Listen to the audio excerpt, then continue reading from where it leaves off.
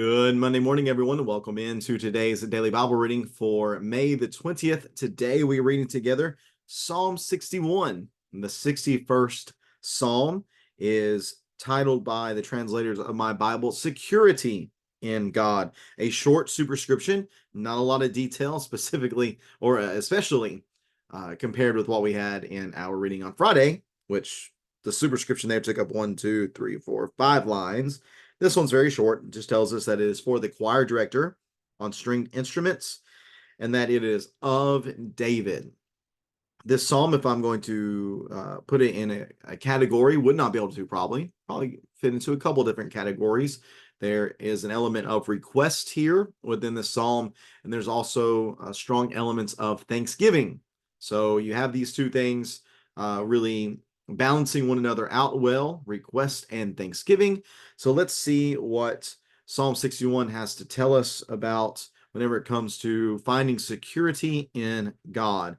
Again, no historical context is given to us specifically in the psalm, although some have speculated maybe this is talking about the situation that David faced with his son Absalom, a very unfortunate circumstance in David's life.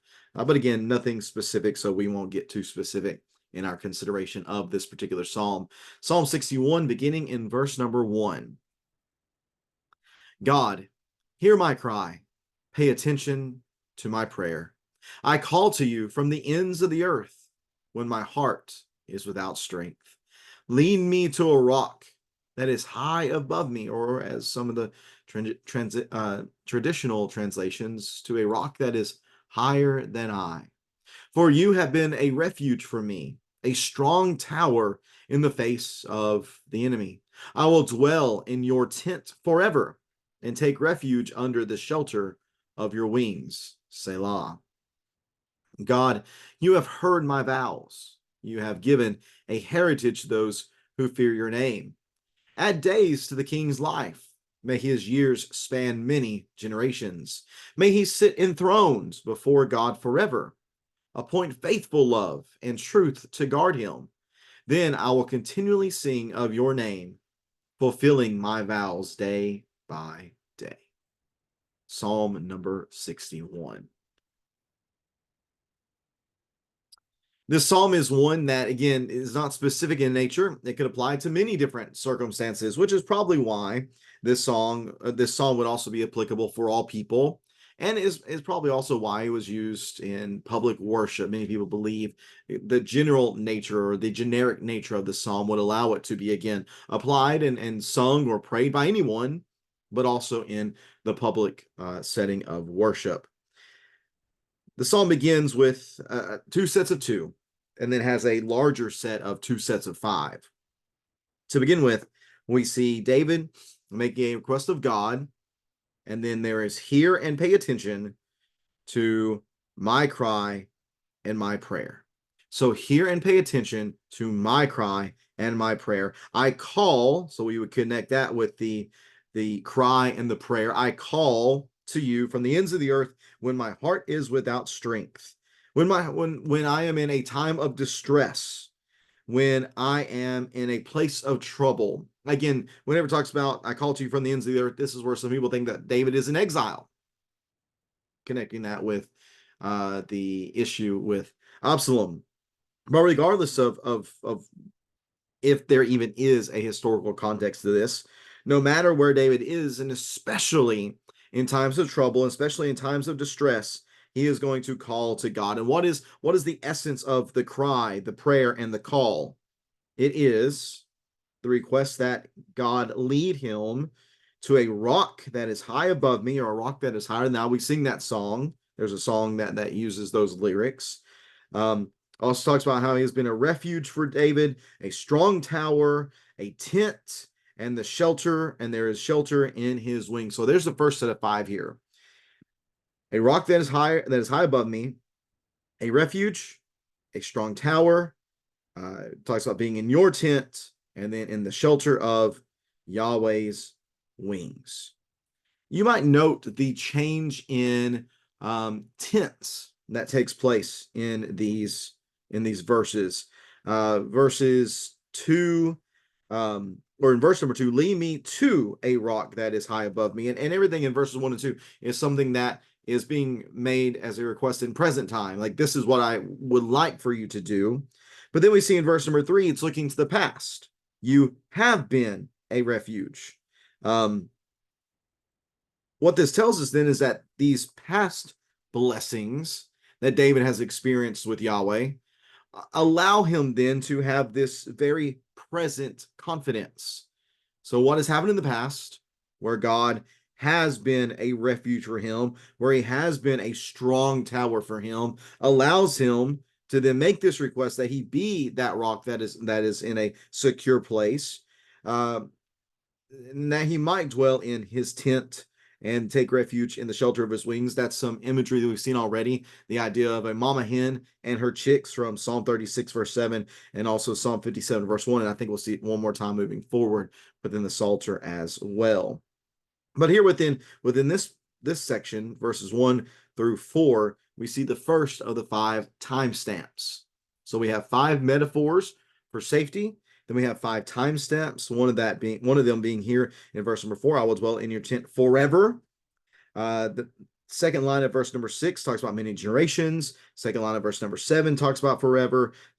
Verse number 8 talks about continually singing and offering vows day by day. So just interesting that we see, again, these 2 sets of 5, first with the metaphors, and then with the timestamps as well. Verse number 5 really gets into the thanksgiving portion of the psalm. God, you have heard my vows. You have given a heritage to those who fear your name. So verses 1 through 4, making a present request based upon, let's see if we can keep this straight now, is making a present request based upon past blessings. And now we come to verse 5, and we're looking presently at those requests in verses 1 through 4 having been fulfilled in the past. We're straight, right? It can be a little bit confusing, but I hope we're able to see the flow of this. That the first 4 verses talk about the request that has been made. And now in verse number 5, David is able to look back and to recognize that God has done what he has requested. You have heard my vows and have given a heritage to those who fear your name. And then he starts possibly talking in the third person, beginning in verse number 6. Again, it would either be David talking in the third person, where he's been talking in the first person previously, or it's David again setting a pattern here for anyone to be able to pray this prayer or to sing this hymn. So David is not necessarily the only one who would ask for blessings upon the king. Again, he is the king, so yes, he could pray for these things too, but others could do the same. Add days to the king's life. May his years span many generations. May he sit enthroned before God forever. Appoint faithful love and truth to guard him. Well, the reality is that each king died. Each king died. So this would not be an indefinite longevity. And certainly verse number 7 would not be literal, where the king would sit enthroned before God forever. Each king came and went. Well, except for Jesus, right? I think that's where this finds its ultimate fulfillment. But there's also the idea here of the longevity of the dynasty, that the Davidic line would continue to sit on David's throne, which is absolutely a true reality. But notice the end of verse number 7, appoint faithful love and truth to guard him. You might also think about this as guiding him, that yes, Yahweh's faithful truth and love would need to be upon the king, but the king would need to live by faithful love and truth.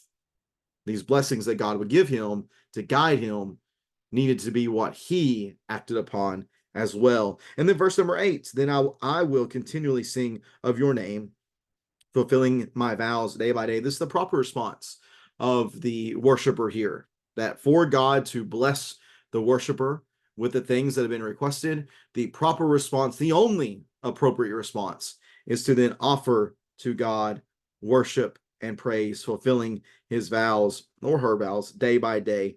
And the reason there is this continual singing and this continual fulfilling of vows day by day is because the never ceasing nature of God's blessings, and also the fact that these things can never be repaid. I'll share with you a couple of lines from, I guess this would be a poem, maybe it's a hymn, but it's written by George Herbert. He writes, "Surely thy sweet and wondrous love shall measure all my days, and as it never shall remove, so neither shall my praise."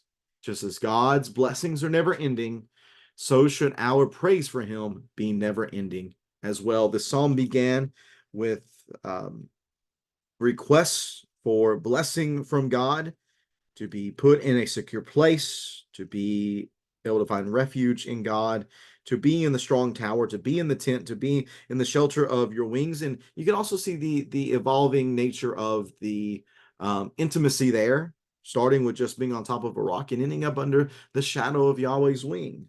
It begins with these requests and then finishes up with thanksgiving for the good things that God has done for either David here as the original author of this psalm, or whether it be for anyone who might worship according to the psalm during David's day or even today. Again, this is applicable for all people. The thoughts that are here are enduring, and even if there might not be a literal king on a literal throne today, as we might think of during the days of David and his descendants, there certainly is a king who sits on his throne today. That is Jesus, King Jesus, the Messiah, and the blessings that we ask for God here within this psalm would certainly apply to him. We should pray for Jesus's reign to continue on forever, and certainly we are confident that it will. And we should pray that the faithful love of God and of the Son and of truth will be upon us as we seek to live for him day by day as well. Again, being a people who are continually singing of his name and continually offering up worship, fulfilling vows, as we might say, day by day. We vowed our lives to Jesus. So it is certainly incumbent upon us to give our lives for Jesus each and every day in everything that we do. If you have any questions or comments about this psalm, please feel free to leave that in the comment section below. Thanks so much for spending some time with me on this Monday. Hope it gets your week started off well. And we're looking forward to reading again together on Wednesday. We'll be in Psalm 62 on Wednesday. Trust in God alone. A very helpful reminder for us awaits us on Wednesday. Looking forward to reading that with you then. Take care and God bless.